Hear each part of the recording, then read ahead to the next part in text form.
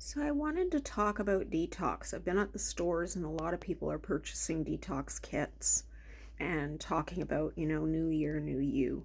So I wanted to remind people that January 1st is kind of a construct of modern man, and that for most of us, our bodies follow along a completely different clock. So where I am living right now, it is super cold and it is darker, and in my opinion, January is not the time for doing a detox. And the reason for that is your body requires heat and warmth for survival. And when we sort of cut back on food and start to clean out the garbage, in many cases, our bodies are not going to maintain that heat the same way. So if you look at animals right now, they're hibernating and they're in survival mode to get enough food to survive. So I would argue that detox at this time is not ideal. Now, if you are all gung ho and you are motivated, I would say anytime you are highly motivated to do something for your health, you should grab a hold of that and run with it. However, for a lot of people, starting January is a recipe for failure. And typically there are resolutions that are made, and by the end of February, they've been discarded. So what I'm going to suggest instead is that we're going to honor what our bodies want. And if you want to do a detox, purchase your kits now because a lot of times they'll sell right out. I'm not affiliated with the Wild Rose College in Calgary, but they do have the Wild Rose cleanses, which are formulated by herbalists and are really awesome. So if you wanted to grab a kit now while they're still available, because I know they sell out every year, their quality is really high, so they tend to be very picky about their herbs and their formulations. So you can't necessarily get it all year long. Once they sell out, you've got to wait till the next year. So buy your kits, buy your materials now if you need to, but I would strongly suggest waiting till March or April.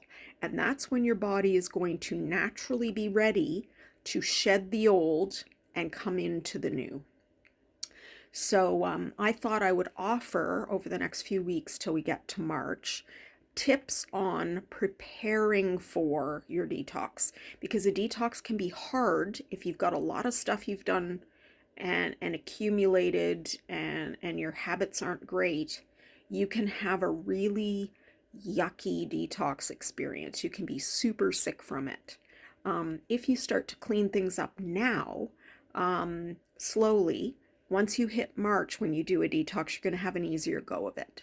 So for today, my first thing to suggest is making sure you make hydration a habit, because your blood flows through your veins. If you dehydrate, the blood becomes thicker and it's harder for nutrients to move to cells. It is harder for the waste products to be removed from your cells and transported to where they're going to be processed and eliminated. So your first thing to do this week is to concentrate on hydration. Now, if you're one of those people who hates the flavor of regular water, just understand that for most of the world, there are not choices to have flavors. It's you get water and you survive, or you don't have water and you don't survive. And I'm not sure if that's going to be helpful. There are ways of flavoring water, so you can do herbal teas are very hydrating, so you can have chamomile or mint or fruit type teas, and all you do is steep your teas and then chill them, and then you've got some cold water. For some people, having a sticker chart or little stamps that you put on for each cup of water that you drink. Now, everybody's going to be different. There is a calculation for water that I don't have off the top of my head. 8 glasses is, the number that's thrown out. But if you're a 100-pound woman, you need less than 8 glasses. And if you're a 250-pound man, you probably need more. And if you exercise for an hour every day, you're going to need more. If you are fairly sedentary, you're going to need less. If you're in a house with forced air heat, you're going to need more. If you're in a house that has, hot water baseboards, you're going to need less because it's a less drying environment. So your best gauge is that you should never feel thirsty. The minute you feel thirsty, you are dehydrated. So get up in the morning and drink water, a couple of glasses, because you have to rehydrate after being asleep. We lose a lot of moisture and respiration overnight. So hydrate in the morning. Hydrate before you eat your meals. So if you drink while you're eating, you're going to dilute your stomach acid, and that can sometimes cause upset. But if you have a glass before you eat your meal, you're first off going to fill yourself up. Second of all, if your hunger pangs are actually thirst, you're going to quell those so that you're probably going to eat less. And then before you go to bed, some people have issues with getting up in the middle of the night. Typically that's because of diuretic drinks and less about the water aspect. Pop a pinch of Celtic salt or Redmond real salt, some kind of pure salt. Pop a pinch of that in a glass and have a glass a couple of hours before you go to bed.